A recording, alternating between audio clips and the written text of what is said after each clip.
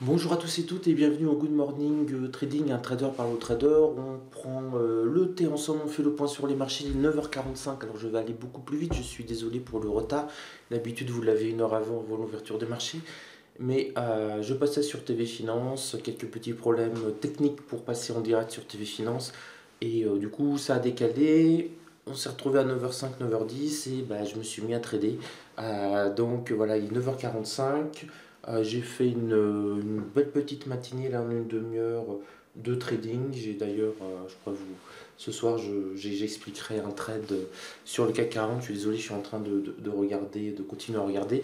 Mais on en vient rapidement aux statistiques du jour important. Au calendrier 11h, on a le climat des affaires et du sentiment économique de la zone euro qui va être très suivi. Et normalement, à 14h30, on aurait dû avoir la balance commerciale du mois de décembre, mais on ne va pas l'avoir à cause du shutdown.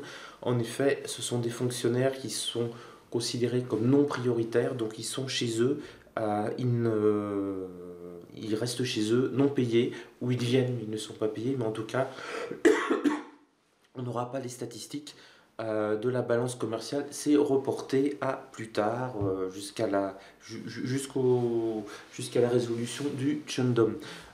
Deuxième point important à évoquer, les marchés sont repartis pour remonter. On le voit à peu près sur tous les indices. C'est très clair sur le Dow Jones 30 par exemple. Je prends souvent le Dow Jones 30 parce il est assez emblématique. Hein, on le voit bien, là actuellement il est même sur les plus hauts de la nuit. Donc on a vraiment une poussée forte. Le CAC 40, on est sur les plus hauts de la semaine précédente. C'est là justement où j'ai encaissé mes bénéfices par précaution. On en reparlera ce soir dans le débriefing Trader Inside. Et sur le DAX 30, eh ben, il est scotché aux 10 800 points au moment où je parle, avec un énorme regret là aussi, parce que j'ai réussi à acheter le DAX à 10 737,5 pour gagner 2 points. J'étais très content à ce moment-là. Et c'est le plus bas de la journée. Donc en gardant un petit peu plus, là on vient de dépasser 10 800, ça faisait un très gros score. De mémoire, j'avais de l'eau, donc on était sur du 4000 euros là quasiment. Bah, ce sera pas ça, j'aurais pas encaissé ça. Donc ce qui est important de noter, c'est que pour le moment, les marchés sont optimiste.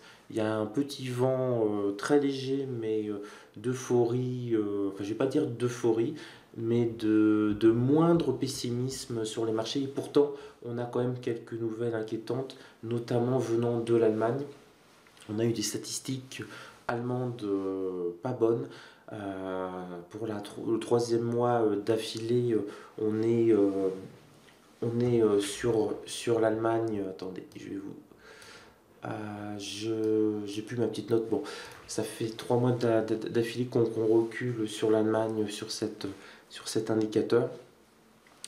Donc peut commencer à avoir quelques craintes sur l'économie, sur de la première puissance économique européenne. Mais paradoxalement, ça rassure un tout petit peu les marchés parce qu'ils se disent que les banquiers centraux vont être beaucoup plus accommodants. C'est tout le message de Powell en fait qui dit ne vous en faites pas, si l'économie, au moindre signe de défaillance de l'économie, euh, nous aurons une politique mesurée, donc sous-entendu, cette politique mesurée, ça veut dire qu'ils n'augmenteront pas les taux ou qu'ils différeront l'augmentation des taux. Donc les marchés se basent un petit peu sur cet espoir en tout cas.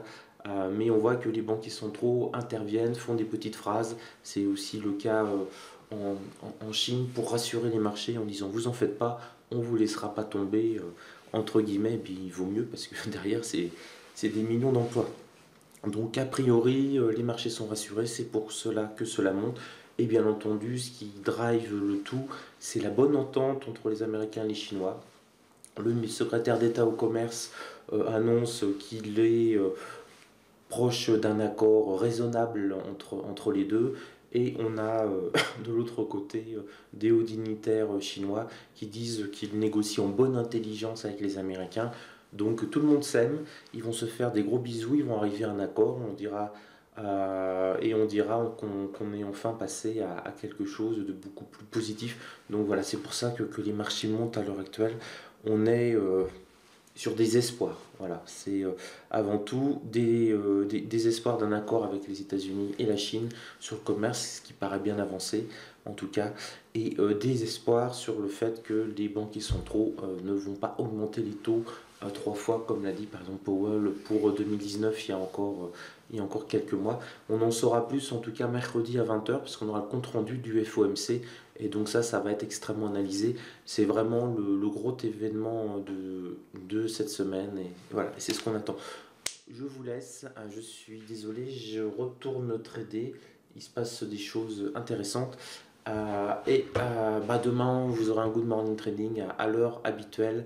Il n'y aura pas TV Finance, et les problèmes techniques pour passer en direct sur TV Finance sont réglés. Sur ce, je vous souhaite une belle journée.